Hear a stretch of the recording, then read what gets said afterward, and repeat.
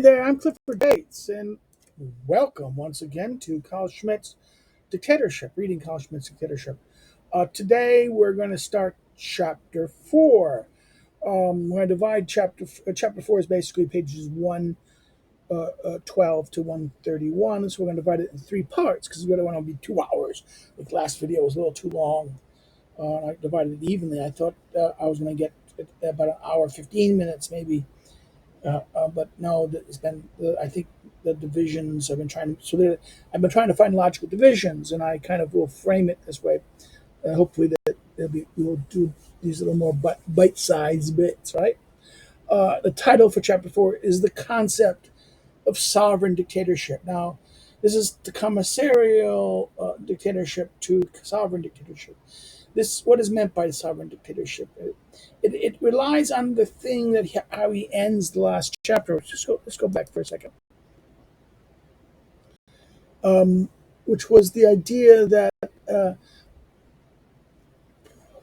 this concept of the double aspect of here that he was talking about. That is that lawless power. We talked about the dictatorship, and Rousseau, the contradiction between the dictator who has power but no right, and who has and the legislator who has the right but no power, right? That is not aware of the antithesis of this, right? And this is the contradiction, this idea of emerges of this idea that dictator who has both right and power together. Okay, right and power is combined in this sense. Uh, um, so therefore, the commissarial dictatorship has no right to do this. He's instrument of the state. He's not the state himself. Here, this becomes the dictator as maybe the sovereign dictator is that entity that he becomes the state. He's able to act. So, in other words, the lettuce in constitutional dictator, the commissary dictatorship becomes then in other words, this last sentence here, not last sentence, penultimate sentence. When a relationship emerges that make it possible to give the legislature the power of a dictator, to create a dictatorial legislator and a constitutional dictator, then the commissarial dictatorship, the old tradition, the commissarial dictatorship becomes a sovereign dictatorship. And this is going to be the relation of this chapter in that sense. So the concept of sovereign dictatorship. Now he says, let's go right into the text. To judge by Mably, and Mably is, maybe I should do a video on Mably. Mably is really an unknown guy. We all know Rousseau. We all know Rousseau, and oh my God, Rousseau is so important. Mably, very interesting. I spent some time reading Mably after, and I spent some time with the French. It's only available in French, and it's available online through the French. No English translations out there, and that's just surprising. Um, he is a very important writer that will influence people like Kropotkin, Kropotkin, and the anarchist tradition that comes out following in the socialist tradition. Um, what is it? Um, um,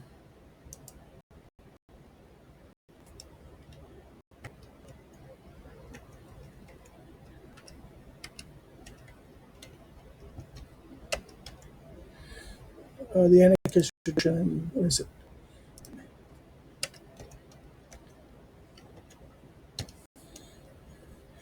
Yeah, it's Gabriel Bonat de Mabe, right? Um, um, it's sometimes called the Abbe de Mabe, right? He was, uh, is it 1709 to 1785, right before right before the French Revolution, died before the Revolution. Rousseau worked for him. Rousseau had a relationship. Was very much influenced in that sense. Rousseau, how can I say this? Mm, um, Worked as a tutor for his eldest sons, or for two of his eldest sons, right? Um, um, In other words, maybe Odo's brother. No, sorry, maybe's brother, right?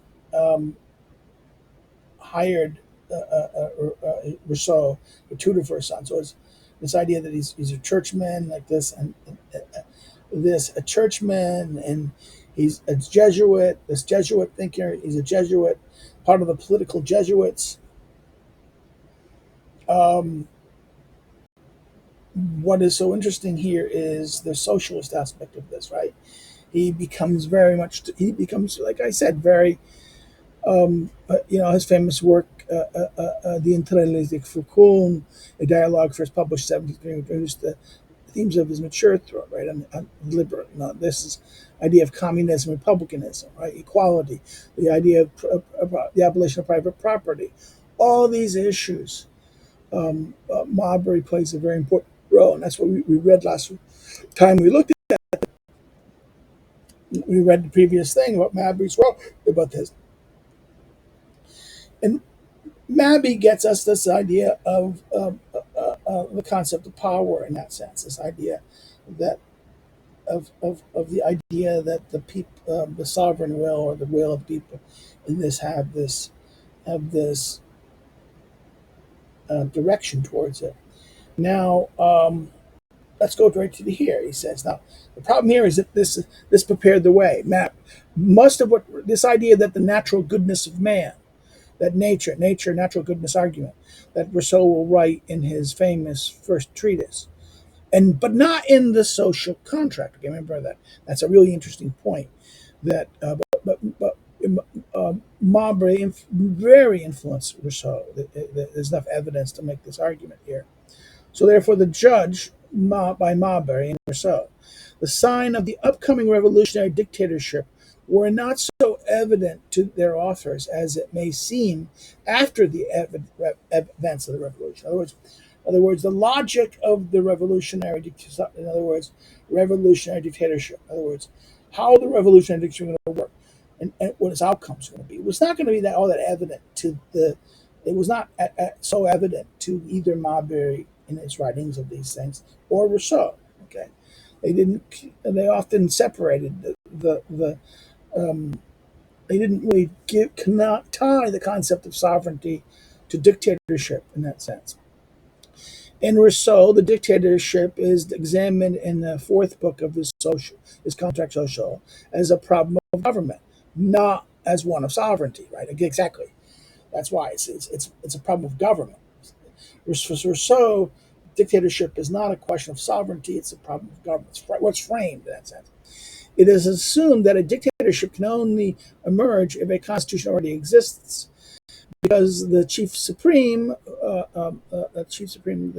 office, right, is the one who appoints the dictator, and his function remains within the framework of the constitution, even if only for the legal basis and not in the context of its activities. In other words, in other words, the dictator is above the law, but he's still under the law in the sense that his office is something that the law allows. Okay? It's not an extra legal or extra constitutional office. It exists. Now, it is not bound by the law, or sometimes maybe even the law, the rights and the privileges the Constitution gives, or the law itself. He's above it. He can't make law, but he's above. In other words, He's not going to be bound by it in his actions. In that sense, um, the omnipotence of the dictator rests on his being empowered by the existing organ with constitutional authority. This is the concept of the commissarial dictatorship. So, this idea, he's created by the constitutional order, existing organ with constitutional authority. Okay, this is the concept of the commissarial authority, the dictatorship. As for the dictatorship of the Reformation, which Mabry had in mind, which still does not show clearly the contradiction involved in dictatorship either. In other words, Marbury's idea of the Reformation, reformer, the idea is going to go back and reform the Constitution, reform this institution and things like this. The transformation and the political and administrative organization of the common good that one would call reformations were based on the premise that the Reformation is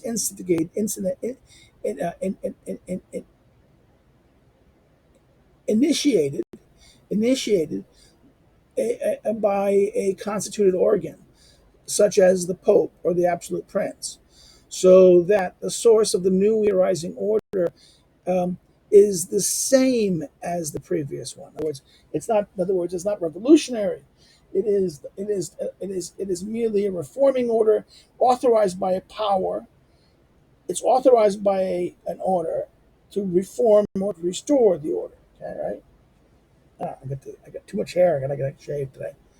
Um, it's bothering me because out of control, the madness, right? Okay. Um, um, the transformation of the political and administrative organs of the common good that one would call reformations were based on the premise that the Reformation is initiated by a constituted organ such as the Pope or Absolute Prince or the Emperor, so that the source of the newly arising order is the same as that of the previous ones. The medieval mind did not know the difficulty of distinguishing commissarial dictatorship from sovereign dictatorship, or from the latter, from sovereignty itself. The medieval mind just didn't know this distinction of this difficulty. It didn't have this issue. That wasn't part of it. The medieval mind did not know the difficulty of distinguishing commissarial dictatorship from sovereign dictatorship, or the later sovereign dictatorship from sovereignty itself. Okay, right? God, the ultimate source of all earthly power, only operates through the medium of the church, a strongly constituted organism. So, in other words, the way the medieval mind argued that the medieval mind does not believe power, the omnipotent power does not act directly. It only acts through mediation. God does not act directly or come in and embody the here and now. He acts on through mediating entities, the church and the medieval minded, right? Um, uh, he's again God, the ultimate source of power, mediation, right? Even when the Pope, in his capacity as individual representative of a uniquely supreme person, was replaced in accordance with a secularized concept, replaced, that is, by a lord whose powers were limited to a certain territory, but who was nevertheless godlike. The source of all earthly powers was bound up with the idea of a constituted organ. In other words, this is the move. Even when the Pope, as was as in his capacity as the individual representative of God, right, of the uniquely supreme person, was replaced by what? A secular person, a lord whose power was limited to a certain territory, but who was never godlike.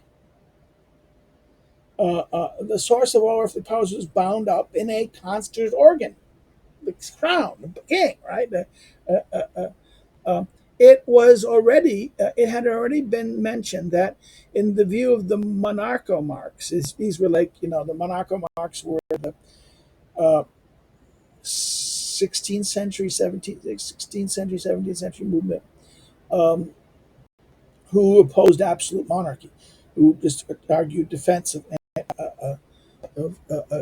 arguing against the rise of absolute monarchs, um, and defended the idea of you know the idea of jurisdictional power.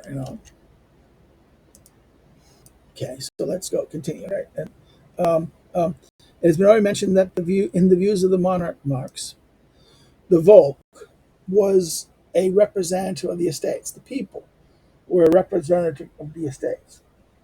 In other words, the estates, in a sense, the only point at which a dilution of all social forms is possible in the religious Reformation and in the writings of the Protestant monarchs is when room is made for someone to abolish the existing authority when the person had no constituted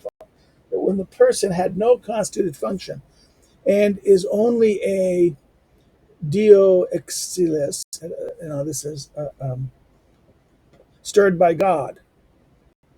I need to stop for a second. So it's stirred by God, Dio excretus. Dio excretus, stirred by God, moved by God. He said this page, earlier, right? He says, but the justification that Cromwell gives for his own authority is.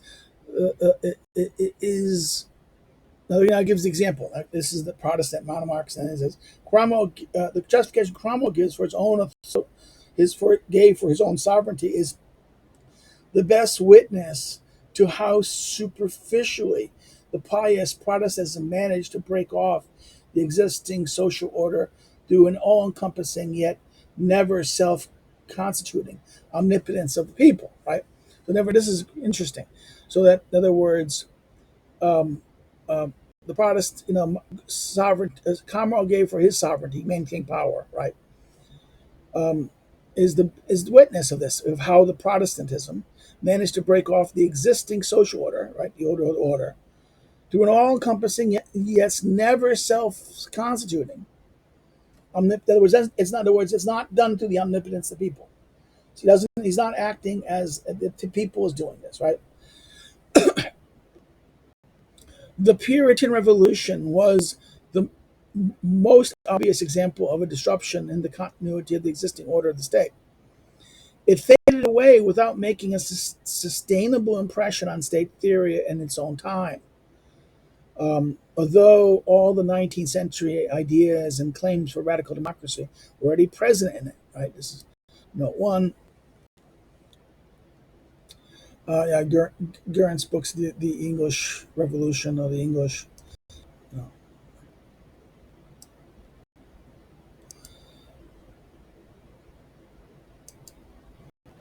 the English constitutional history, right? English constitutional history by Against in Berlin 1882 observed that this revolution left no trace in the country's administrative ether, identity in that sense.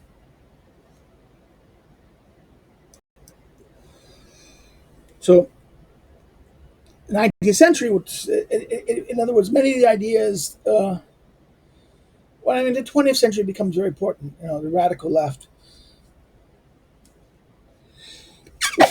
Pardon, geez, pardon. I have an allergy. Something going on. Ugh, pardon. Oh, I'm sorry. I got hit by something. Sneeze, man. Wow, that was bad. So, in other words, in the 19th century, all the radical ideas were already found for radical democracy. Could, they started turning to the English Revolution. The radicals to the radicals of the late 18th and early 20th, the late 19th century and early 20th century. Started looking towards the the English Revolution, the Puritan Revolution, and seeing these ideas of radical democracy, levellers and like. But the reality was Cromwell didn't justify his action via popular will in that sense. Um,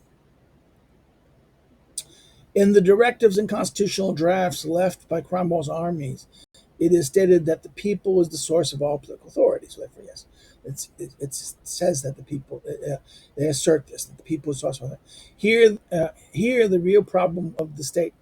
Here, the real problem of the state today, the relationship between the people and its representatives, replaces the monarchomachic's problem, the relationship between the representatives of the people on the one hand and the king and the government on the other. So, in other words, the monarchomarchs, their problem is the relationship between the representative of the people, the relationship between the representatives of the people and king and government on the one. In other words, the tension between the representative people and then the king and the government on the other, right? This tension. Whereas for the English Revolution states, particularly the letters and things of the Cromwell army, right? The real problem is the relationship between the people and its representatives.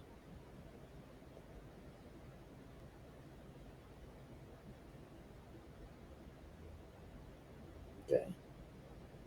In other words, it was the relationship between the representatives of the people on the one hand and the government. That was the real tension. No, it's between the people and its representatives. This is the whole problem, right? And actually, that is it's a new problem that comes up because of the long problem, right? Schmitt is going to hit on this. Since 1676, 1647, when the predominantly Presbyterian Long Parliament seemed to come to an agreement with the king, the notion of an unconditional dependence of the Parliament on the people was spreading. In other words, the dependence on, in other words, the Presbyterian Parliament, Long Parliament, was coming to an agreement with the king. The notion of an unconditional dependence of the Parliament on the people was spreading in Cromwell's independent army, among other Republican ideas, so that the army, that is, its entrusted people, identified automatically with the people. In other words, the leaders that entrust people, they identified with the people. So therefore, the Long Parliament, which was long, it was not being accounted, not going for re-election, as they started to negotiate with the king. The army, and the Protestant army, this independent army. Um, we got to jump in the thing. All right, oh, come on, why is it doing this? Okay.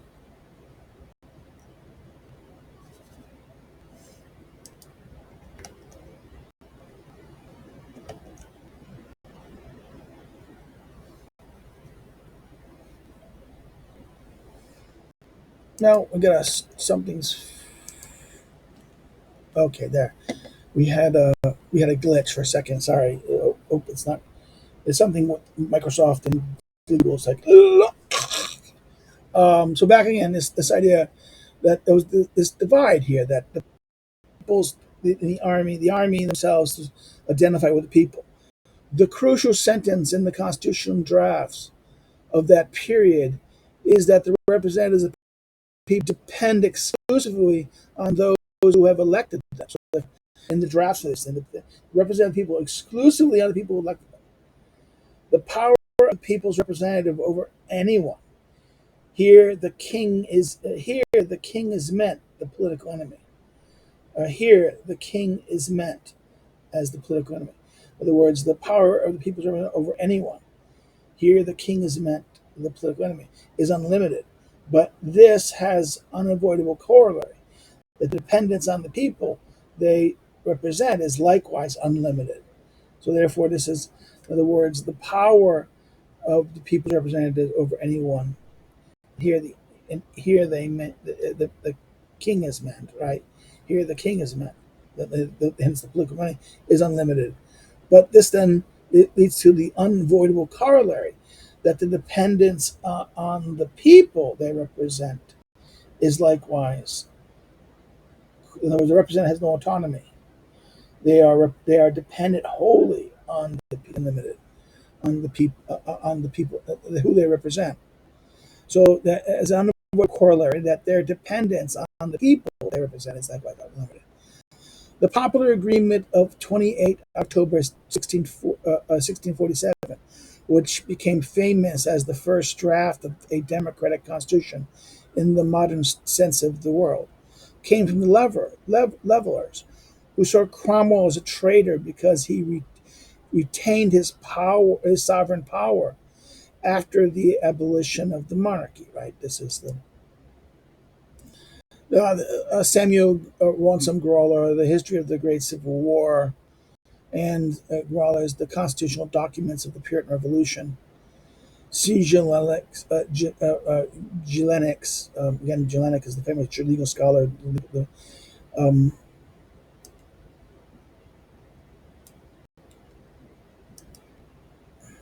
the right on the Declaration of the Rights of Man and Citizen, Rothschild's uh, um, book, The Idea of the Written Constitution in the English Revolution, Ergon Zeiweg's uh, okay, thy state or thy of constituted power.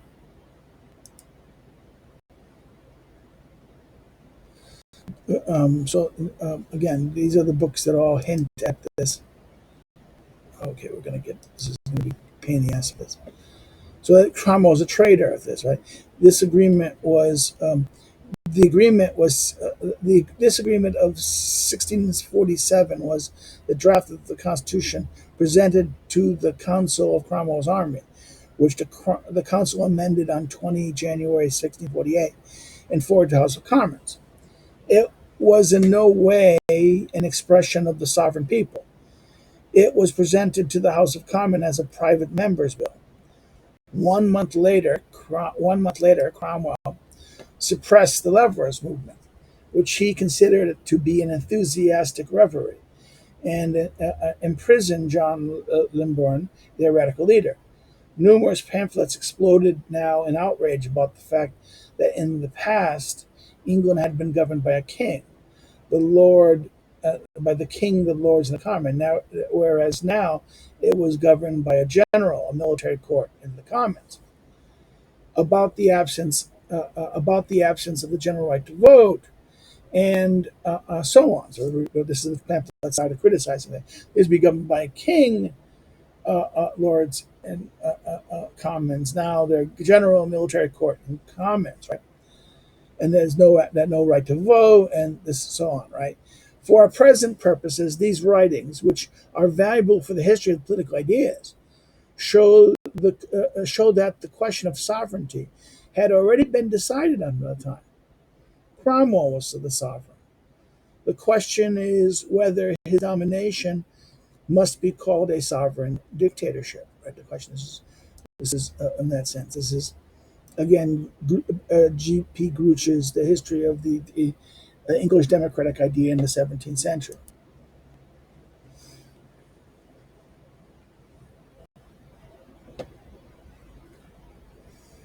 Um, in a speech of 12 September 1654, Cromwell himself characterized the position he occupied when he was appointed by the Long Parliament as Captain General of all the troops in England, Scotland, and Ireland by calling it a transition to an unlimited authority. It was a commissary dictatorship commissioned by the Long Parliament, bearers of the sovereignty of the Commonwealth and the Free State of England, and it could be compared with that of the Prince of Orange. A commissarial dictatorship had to cease with the dissolution of the parliament from which it was derived. But a sovereign dictatorship was not simply established as the result of that. And Cromwell himself, mind you, was the one who dissolved the Long Parliament on 20th April 1653. On the historical development, see the essay by Michaels. Okay, Oliver Cromwell and the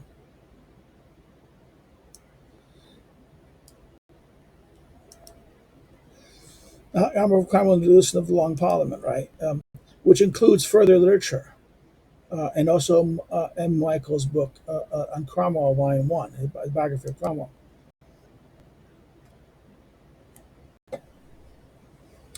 Ginst, Ginst, Ginst interprets as a pure military dictatorship the interregnum that occurred.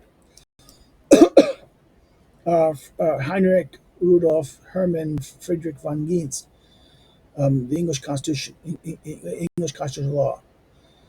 The phrase in general, and the phrase is general and unclear. See Rawson Garner's The History of the Commonwealth and the Protectorate, Volume 2. Adhere Essim Les. Okay. The Constitution of the Cromwell's Protectorate, and from the Review of Public Law and the Political Science. Michael's book, volume 2 of is Cromwell, Julius Hatchenick's The English Constitution. Okay, this is right. The English Constitutionalist. The English Constitution History up to the accession of Queen Victoria, and Jelenick's General Theory of State.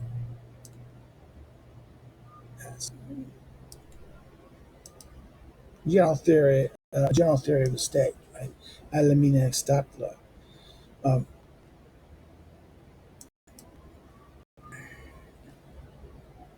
in reality, that was Cromwell's. In reality, that was already Cromwell's sovereignty. A parliament, bare bones, known as the Little Parliament or the Parliament of Saints, opened on 4th June 1653. It was made up of trusted men from the Officers' Council, but it was appointed in Cromwell's name as the Lord General. It handed back its mandate to Cromwell on 12th December 1653, having been told that it had not met it had not met his expectations. Cromwell then proclaimed the instrument of government on 16th December 1653. From then on, he himself was the Lord Protector, or Regent of the State. Given the experience gained from the Long Parliament and the responsibilities of the legislative and executive were regulated in the direction of a proper separation of powers and of a far-reaching autonomy and executive. So in other words, given the executive gained by the Long Parliament, right, the responsibilities of the legislature and the executive were regulated in the direction of a proper separation of powers and a far-reaching autonomy of the executive, right? The idea of this is. But later on 22nd January 1655, Cromwell dissolved even this parliament, which had been appointed on the strength of this instrument. A third parliament, assembled on 17 September 1756, declared a new constitution according to which Cromwell was protected for life and had the right to appoint his successor.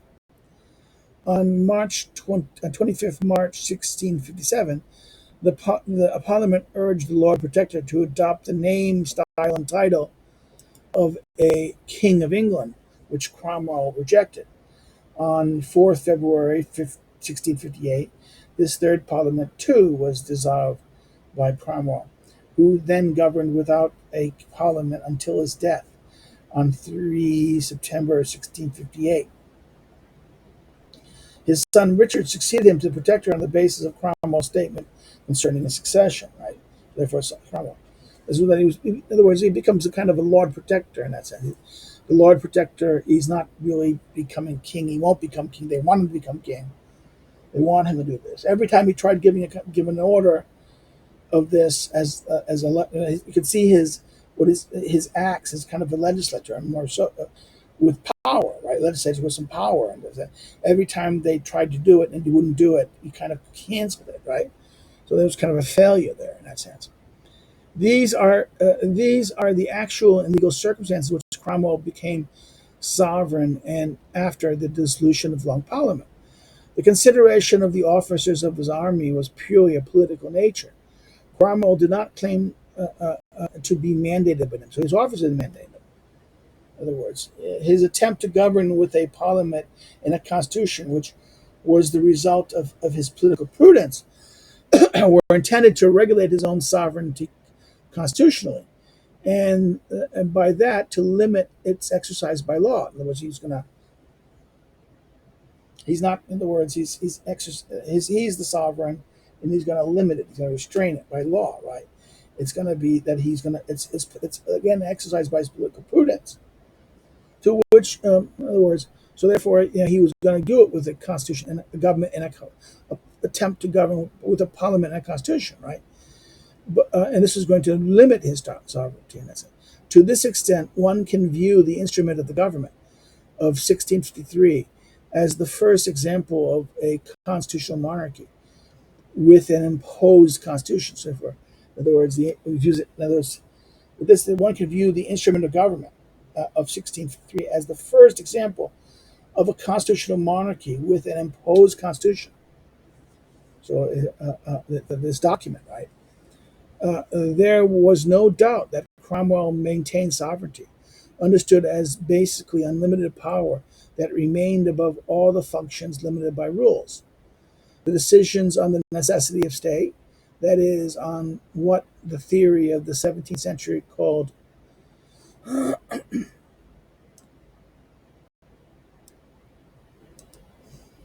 the rights of domination, made that perfectly clear. It needed not it needed not be decided here whether the following events, as Gardner outlined them, were merely attempts to return to the old method of government under Queen Elizabeth, or they sowed the seeds of a constitutional theory of the state anticipating the 19th century. In other words, the idea this is uh, um, it's not going to argue. There's two arguments. One is that it only merely went back to Elizabeth, tried to return things back to the way they were done under Elizabeth, or that they sowed the seeds of a new constitutional theory of the state, anticipating 19th century, in which the sovereign authority like this. Only the dissolution of the Long Parliament in 1653 was, in fact, a disruption of the legal context, a revolution.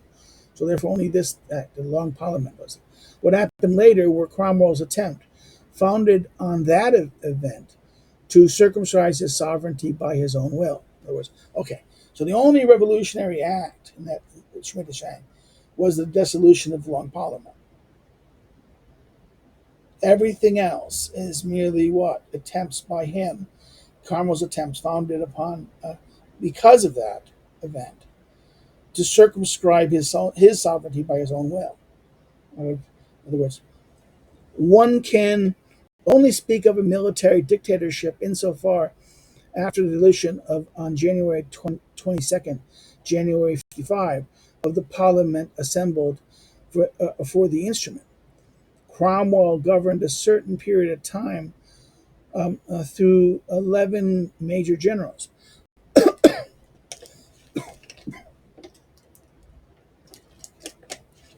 who can be viewed as commissarial dictators. In other words, from this basically from the dissolution of the Parliament on January 22, 1655, of the Parliament assembled for the instrument, right? He's governing through 11 major generals, who are they themselves commissarial dictatorship. They were sent out in order to collect the extraordinary war taxes imposed on the royalists. They were given military power in order to maintain public order, disarm political enemies, arrest all suspicious people, and so on. In fact, as commissars of action, they exercised all the stately functions of the supreme authority in the districts that had been entrusted to them. Cromwell praised their service in the restoration of public peace in his speech of 7 September 1656. There is indeed a similarity between these major generals and the commissars of National Convention, but their dictatorship rested within the boundaries of Cromwell's sovereignty, from which it was derived. In other words, Cromwell got his right because he was appointed by Parliament as as both not only Lord Protector and also a commander in chief of the army. Right, that he was, he was appointed that power in that sense. It wasn't a revolutionary. It wasn't revolutionary. The only revolutionary act in that sense was the dismissing of the Long Parliament, right? 1653. But that was then he himself and what he was doing was something that was done by that other Parliament, right? So that was the only revolutionary. But then it was not. But he was not trying to form something new. The argument is he's not trying to form something new. All he's trying to do is limit what his power that he had. This is what Schmitt is saying here. Um, uh, um, it was a military dictatorship in the sense of a commissary dictatorship exercised by the military commander. But Cromwell had given that up already in 1656 because, as Gardner says, he opposed any military dictatorship. So therefore, this is not a military dictatorship. It's not going to be Samuel Gardner's book on Cromwell. Right? It's not going to be a military dictatorship. Therefore, the question remains whether the sovereignty exercised by Cromwell himself can be called a sovereign dictatorship. So can it be in that sense? Is it? Is it? It's a question. He doesn't claim it. He doesn't think it is in that sense. He doesn't claim it's a power of himself.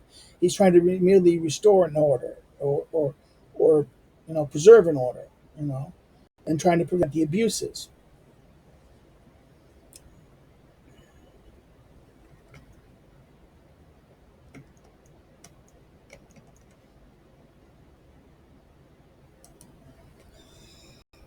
Oh, I'm sorry. I'm just having this little difficulties with the computer for some dumb reason. Oh, I know what the reason is. It's probably because of the uh, um, uh, memories being bumped up for some reason every time I try to use something. Come on, where is it? Okay.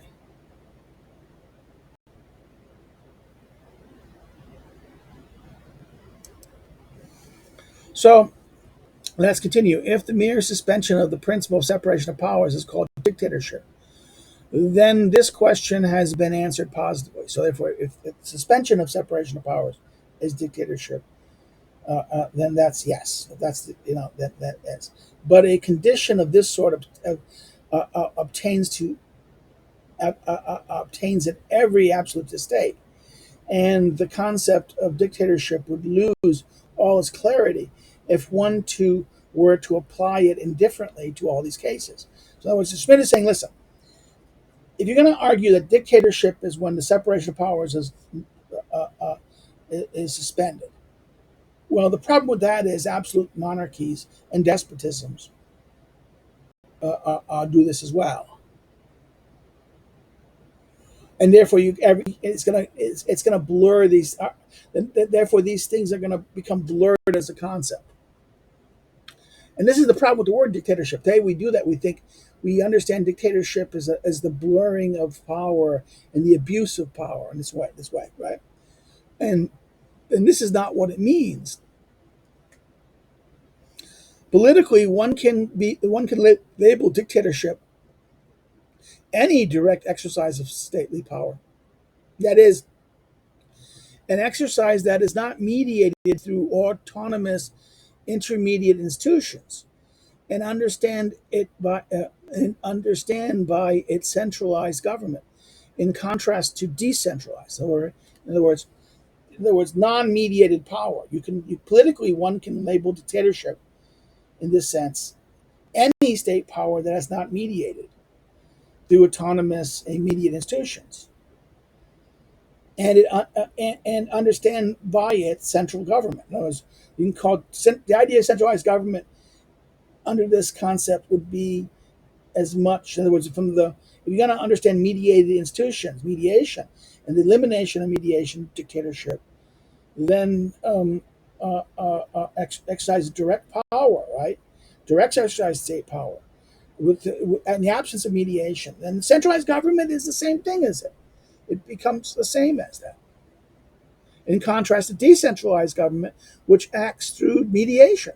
Okay, we have dealt in chapter 1 with the general connection between the absolutist idea and the concept of dictatorship. So in chapter 1, he's already dealt with this distinction problem. It is most conspicuous. It is most conspicuous then a military organization issues its ongoing military commands unquestionably with the telegraphic velocity, Brammer. And any system based on strict discipline can be called dictatorship in that sense, right? Okay. So military command, dictator, strict, instant, right? Given the peculiar legal nature of a military command, the application of the concept of dictatorship immediately suggests itself, since the commissary dictatorship of Commissio is conducted in the spirit of such a command. This leads, furthermore, to an explanation of the link to the political notion of Caesarism, which comes into effect through coup d'etat, coup d'etat taken over, right? And therefore thereby brings into the concept of dictatorship the idea of the contradiction to legitimate monarchy. In other words, the coup d'etat. In other words, Caesar is not a real monarchy. It's not a monarchy. It doesn't have power legitimately, but through a coup d'etat. The rise of Caesar. The political notion of Caesarism is this is what this is not a monarchy. Caesar's not a monarch. He's a coup d'etat of an legal system. He's a coup d'etat of a legal sovereign authority in that sense, right? Instead of a proper legitimate monarch.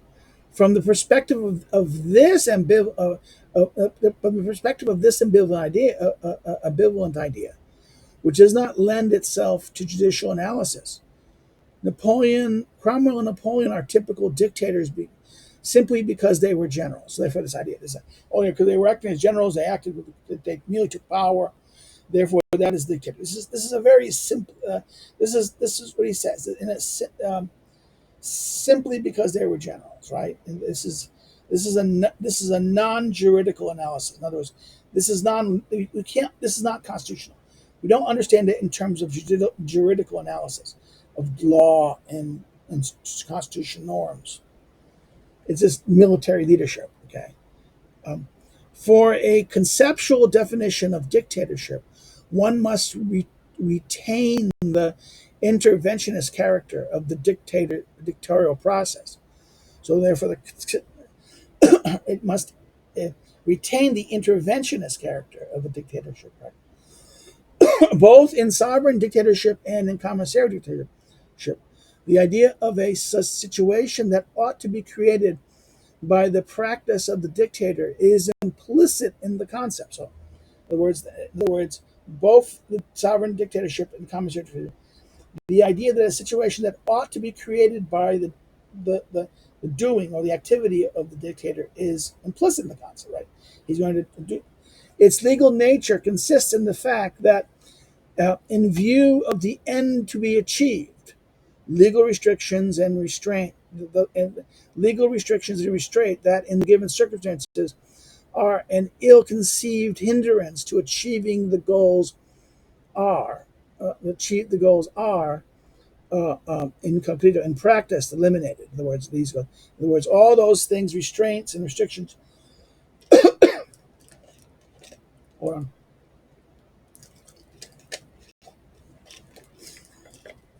I apologize. My throat is like, ugh. I was coughing because of it. Hope I'm not going to get sick. Oh, no, no, no. So, therefore, this is the very interesting situation here, right? Let's do this one more time. In other words, the legal nature of dictatorship is in the fact that it's viewed to the end that's achieved, right? So that legal measures and restraints,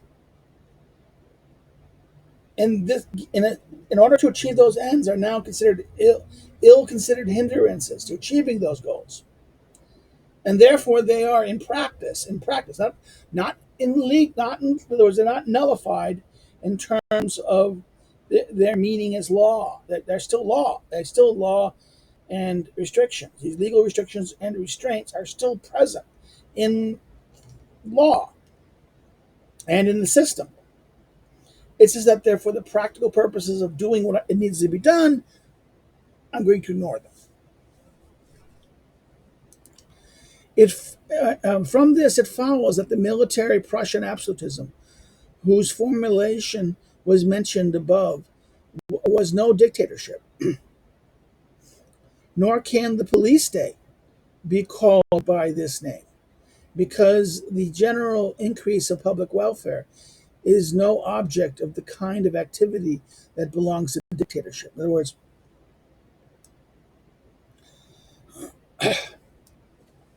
The military absolutism that was just in a previous book, chapter, where he talked about how this in Prussia, the military command and structure and the interaction between war making and the means of doing this, providing war making means, and the functions of regional administration, connecting and interconnecting everything. This is the rise of Prussian absolutism, right? Um, Also, a police state, nor can a police state be called by a dictatorship in a sense, right? Because the general increase in public welfare is no object of the kind of activity that belongs to dictatorship. Nevertheless, the police state, through through its principle of organization, which which is the general task of administration, possesses in principle an element of commissarial character, and as such, it is related to dictatorship. So, in other words, it's not dictatorship itself; it's related to the police state. In the orientation of all public life towards the public safety, the salus publica, Wolzendorf. This is the police states in modern, a police idea of modern states. Breslau 19 sees an element that the modern idea of the state would share with the police. In other words, this idea, public safety. In other words, this is Rosendorf argues that there's a connection between the nature of the state and the nature of police. That is the public safety, right? The unique executive character of the public, salus publica, the public safety, implies the tendency to grow both in intention and extension. Therefore, those territories subjected to the regulation of the police are in constant growth, while on the other hand, through the objective preservation of state order, the police state has already contained the masterminding moment of in other words, has already contained the masterminding moment of of the unified will of the state, that abstract and absolute strive for the preservation of the authority. In page 31 of his book. In fact, this touches upon the focal point of the modern state. So the focal point, the Kristallnachtspunkt, the crystallizing point. Touches upon the crystallizing point of the modern state. Okay, things like makes crystal clear. In other words, that crystallization point. It becomes, he says, focal point is, this translator keeps on frustrating me. Because the more I look at the German words, no, crystallization means making clear, making this clear, very point, clear, not focused, not narrow, but clear. He understands it, completely understands this in the sense of the modern state. That is, it's totally concerned with preserving the public safety, the public security, right? But they appear in a different context if one bears in mind that the tendency of the public good, the public safety, salus publica, the public safety. He says the Commonwealth, right? Not the translation. This is very annoying in that sense. It's not the Commonwealth, public safety, which is the Commonwealth. Commonwealth here is wrong. Okay, a tendency of the public is to expand is not a genuine law of development, but rather the simple expression of the relationship between the concrete ends and the appropriate means. So, in other words, it's not the end. In other words, he's saying it's not that in this question of that in order to secure the public safety, to expand is not a genuine law of development. It's not development, but merely a question of the relationship of concrete ends to the appropriate means. Right? Means and ends and means. Debate again, very Machiavellian, right? The Prince, ends and means. the ends justify the means, right? In that sense, right? The relationship between the concrete ends and what means are appropriate to achieve those ends. The logical nature of this relation cannot be described definitively while showing the same striving for expansion in the practical application everywhere. In other words, it's not going to be, in other words, the logical nature of this relation cannot be described while showing the same striving for expansion. It's practically everywhere. That's, in other words, again, this is the question: the amount of means necessary to achieve the end. It's not just mere power expansion. So therefore, this is a very interesting point that talk about power. It's not, in other words, the understanding of power as expansion. No, again, power is not an end in itself. It's a means to an end.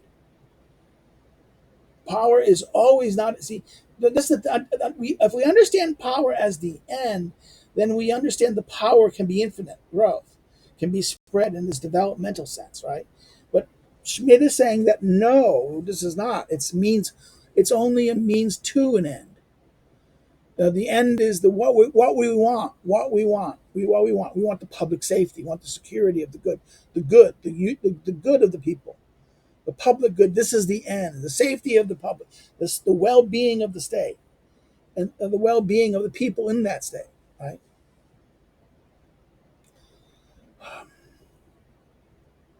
The logical nature of this relation cannot be described definitely while showing the same striving for expansion in its practical explanation elsewhere. The latter is illustrated by the example of the Prussian military agreement mentioned above, right? Pages 17 18, right? Wonderful examples of instrumental reasoning and jurisprudence. The,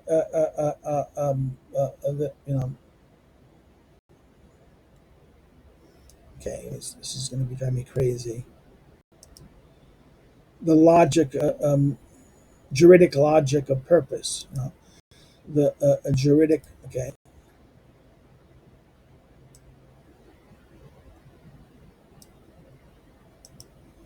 Yeah, legal logic.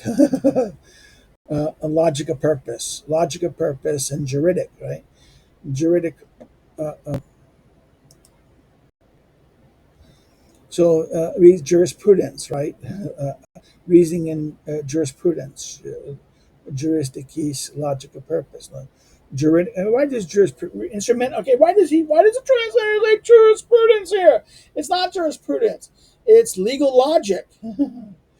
It's not pure jurisprudence, and that's does not translate immediately. It's the juridic logic of purpose. Let's say um, um, um, it's logic of purpose, right? Let's do a literal translation of this. This is purpose of logic. Purpose of logic. So the juridic. Do I have this translation? No, probably don't. No. And can be found in Christian Wolff's famous book, which is translated. I think it is. Christian Wolff's book is translated. The Laws of Nature, elaborated by the Scientific, it's published by Liberty Fund. Liberty Fund has published it. Wolff finally got translated by that natural law series, right? That fantastic series of natural law of this period. So again, this is a wonderful example. The instrumental reason of jurisprudence can be found in Christopher Wolff's book, Natural Laws of Nature, Method of Scientific Practice, right?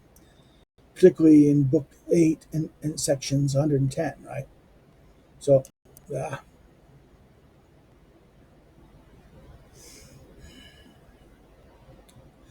But it lacks, okay, back to that point here, that whole line about the police state, right, and the connection there.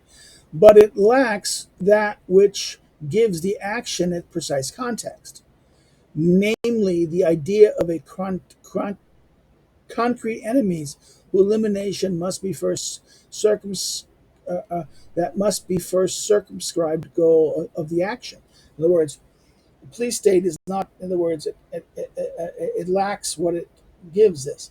That how can I say this? Let's get that line again to make sure that we know what he's saying. He says, "Nevertheless, police state, through its principal organization, which is the general task of administration, possesses in principle an act of this Karamazov character, and as such relation, but it what lacks that which gives the action its precise context, namely the idea of the concrete enemy. Who's the concrete enemy whose elimination must be first circumcised the goal of action?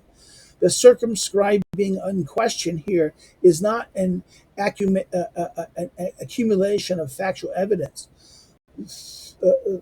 through the use of legal concepts, but rather a purely factual speculation. So it's not a question of accumulation of factual evidence through legal concepts, but a mere factual speculation, a purely factual speculation of who is the enemy and who must be prescribed. Doesn't do it. Police say it doesn't do that. It's only organization. It doesn't say that's the enemy. Therefore, in the welfare police state, there are numerous cases of a more or less conditioned commission of action. But this is not, in the essence, a sovereign dictatorship, because its sovereignty does not depend legally on the execution of a concrete goal and on the accomplishment of a particular aim. Yes, it's doing something. Yes, it's a function. Yes, it's an effective organization. But it's not eliminate this person, eliminate this group, stop this war, stop this rebellion. Understand? It's a general purpose. It's not a specific target or goal. It is a general function, right?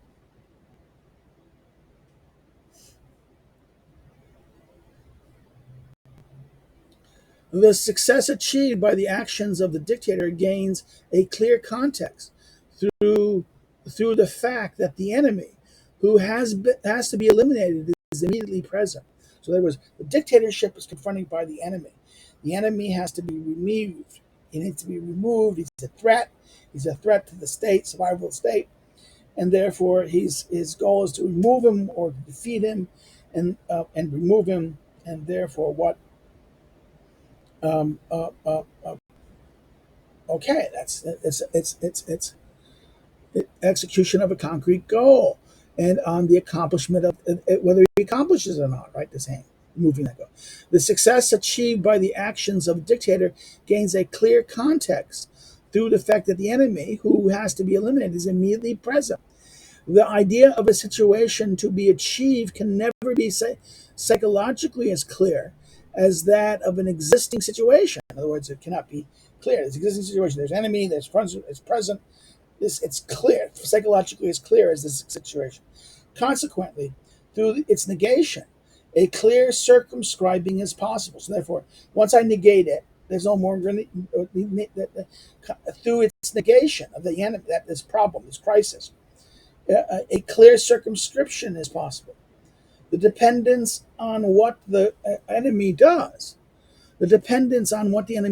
which Locke referred to in order to justify the specificity of federative power, justifies the true nature of the procedure. In other words, the fact that the enemy is going to do things, and he's going to do specific things, and therefore this requires you to decide the specific things necessary to do to stop the enemy, right? So therefore, this is why Locke gives. In other words, Locke refers to referred to the enemy, that there's an enemy here, right? There's an external force who's going to act to justify this specificity of federative power. Federative power has ability to. It's not just a general power; it's a specific power to do specific actions. As the act of self-defense is, by definition, the defense of a given illegal attack, and is defined precisely by the characteristic of the givenness of the attack. So for the concept of dictatorship too. So for the concept of dictatorship too. Two, one must retain the immediate activity of the situation that needs to be resolved, in the sense that the resolution appears as a legal task, which legally justifies a power according to the concrete situation and to the goal of its resolution. Okay, so what is this? This is a very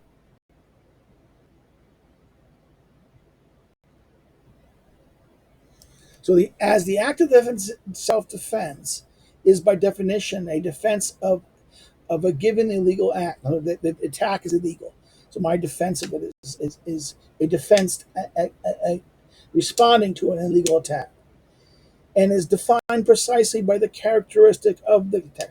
How can I, that this attack is done a certain way, is attack towards me by these, now you have to respond to it, right? So for the concept of dictatorship, as well, I would have used two, I would use as well. One must attain the immediate actuality of the situation that needs to be resolved. What is the what is the crisis? What is the threat? What is the thing that is doing this actuality, this specific actuality?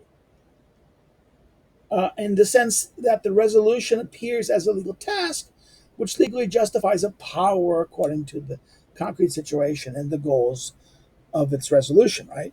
But as the concept of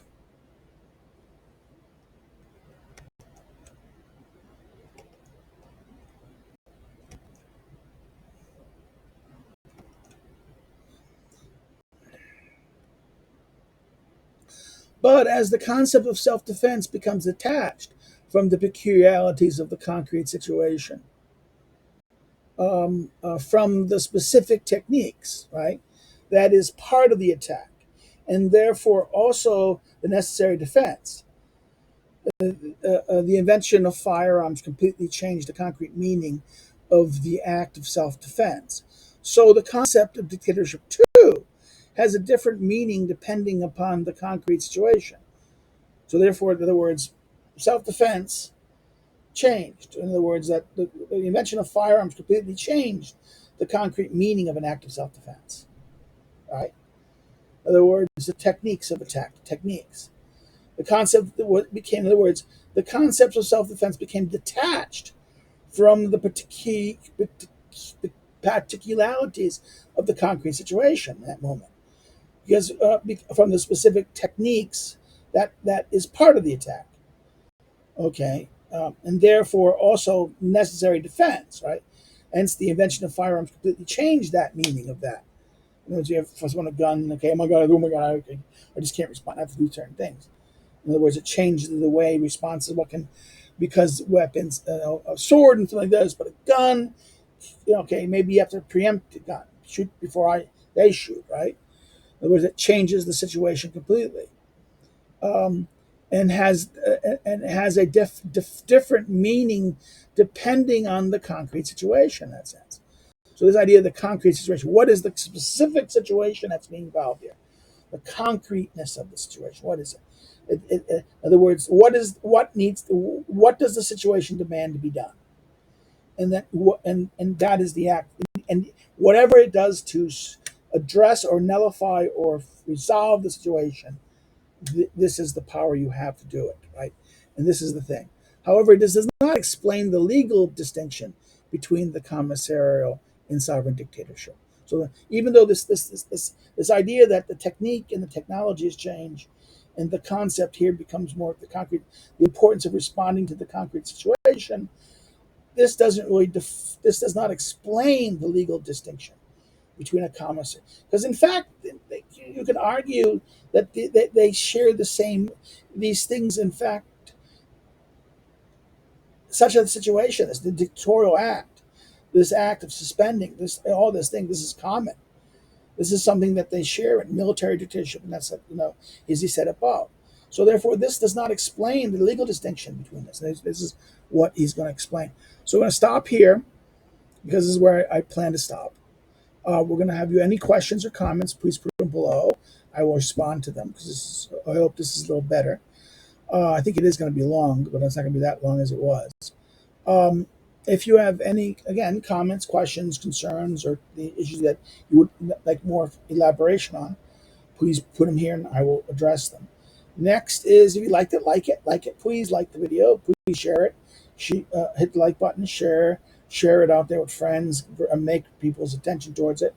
If you didn't like it, okay, you can say no, but explain why in the comments. What can I do better? What was wrong? What was something you thought I misstated? You can say, oh, your pronunciation is horrible. You were just playing with your beard too much. Yeah, I got something's in the air here. That's the fan has to be kept on to keep the air moving, and I think there's something hit me. So it's like ah. So so say what I did wrong. We can all do this. Another thing is you can do if you're not subscribed, subscribe. I've seen some couple subscribers and subscribe. I hope more people will subscribe. Please subscribe. Encourage others to subscribe. I have to grow our channel some more. Um, you can follow me on social media. The links are below. If you want to follow me on social media, my links are below. If you want to find out more about me and as an academic, you could go to the social academic social media below the social media links. And if you want to help me to do what I do, financially though, but to help with the money, you can do so through Subscribe Star Patreon. That's the only means so far. I'm not monetized. You can't give me money. I wish I could get money. I wish I gift. Like, oh, please, gift. It would be nice in that sense. I could use it. But that's it. A tip jar. I need a tip jar. A tip jar, man. Tip jar. Well, that's what you can do. So through Star Patreon, or you can do so by buying one of my books listed below. I'm not as good as I'm not as prolific in books as stick hexameters and people like that are. Okay, please. So therefore, I have my only one self-published book, and that is my notebook on Aristotle, which is I did that because the publishers wanted to make students buy $100 a book, over $100 a book, and I did it myself, and it was still about just under 30. And people complain, oh, it's expensive. Well, it would have been a lot more expensive. That's it. Again, this is done Tuesdays, Thursdays. We should be finishing Rousseau up.